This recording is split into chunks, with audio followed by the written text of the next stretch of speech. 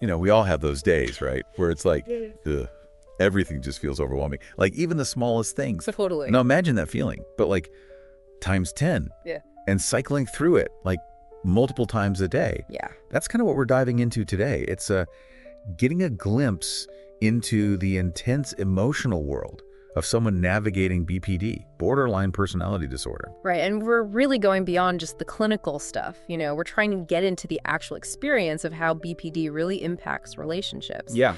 And the stuff we're looking at, it's pretty powerful stuff. Okay, so this emotional roller coaster that keeps coming up in the research, like, is it really as intense as it sounds? It really can be, yeah. Imagine feeling everything, but like the volume's cranked up to 10, joy, sadness, anger, all amplified. And it's not just how strong it feels, it's also how fast it changes.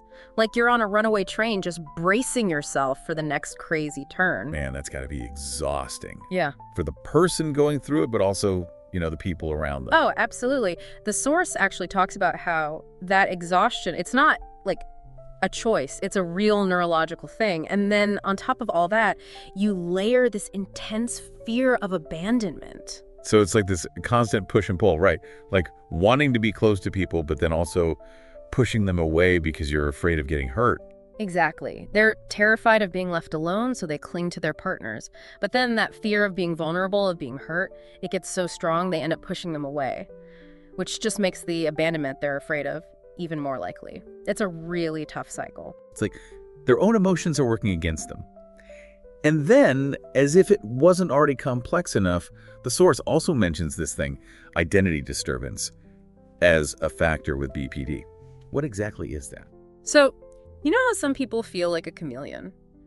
Changing who they are depending on who's around, it's kind of like that. Never quite feeling like they're their true selves.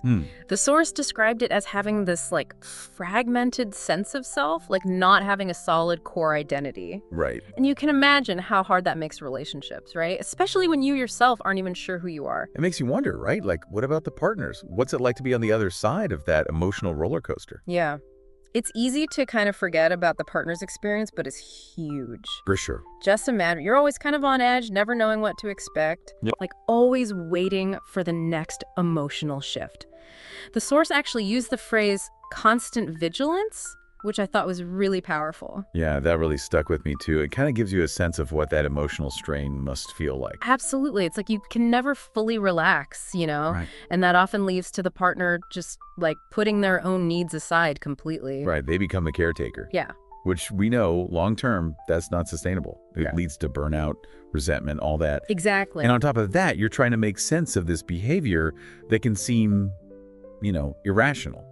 Or even manipulative. And that's where the guilt comes in for the partner. They start blaming themselves. Totally. Maybe I'm not understanding enough. Maybe I'm not doing enough. It's this vicious cycle. Yeah. Self-doubt, exhaustion, and then eventually, they're not even taking care of themselves. Yeah, exactly. And the sad thing is, a lot of times, that behavior that seems confusing, it's actually coming from this place of deep fear. Right. Like, they're so scared of being hurt, they end up pushing away the person they love most. It really highlights how important it is to understand BPD. Yeah. And not just for the person with a diagnosis, you know, For sure. like everyone around them. Absolutely. And it's not about excusing behavior that hurts people. Right. It's about having more empathy, having more compassion. So where do we go from here? We talked about the emotional roller coaster, the fear of abandonment, how it impacts both partners. But is there like a path toward actually having a healthy relationship? Oh, definitely. It takes work, though, and commitment, and a lot of understanding. Yeah. The source really emphasizes like open and honest communication as like the foundation. Which, I mean, that makes sense, but I imagine that's got to be really hard when you're dealing with the intensity of BPD. It's true. It's not about like making those intense emotions disappear. It's more about learning how to handle them in a way that feels safe for both people, right? And for the person with BPD, that means really understanding how to communicate. The source mentioned clear and constructive communication. What does that actually look like? So instead of, say, lashing out, imagine saying something like, I'm feeling so overwhelmed and scared right now. Can you please help me understand what just happened? Wow.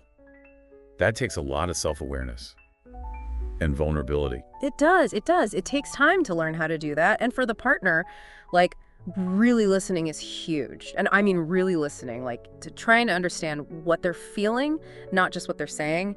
That's where the validation part comes in. Right, the source talked about that. Validation being super important for someone with BPD. Can you talk about that a little bit more? Okay, so validation, it's not about agreeing with every single thing they do, you know?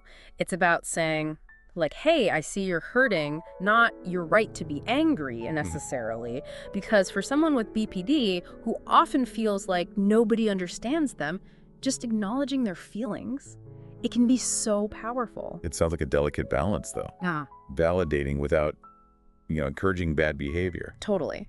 It is. And it takes both people setting good boundaries. And that goes both ways. Right, right. The partner with BPD needs to know their own limits and be able to communicate them clearly. It's almost like self-care becomes a team effort. Exactly. The source actually talked about that. Self-care as a shared responsibility. Yeah, it's about supporting each other and taking care of themselves, whether that's therapy, spending time with friends, whatever fills their cup. Absolutely. And we should probably mention, professional help can be a huge part of this too. Yeah. The source talked about DBT and couples therapy. Oh, yeah, this can be so helpful. DBT can give the person with BPD tools to, like, manage their emotions and learn how to have healthier relationships.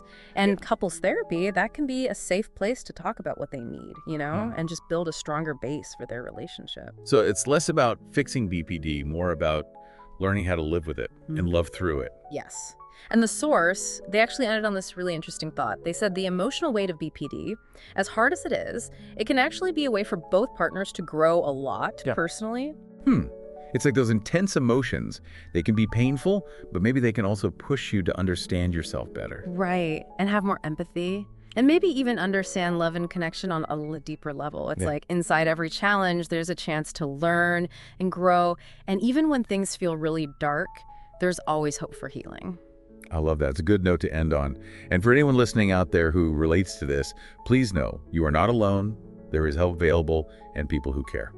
Thanks for joining us for this deep dive. We'll see you next time.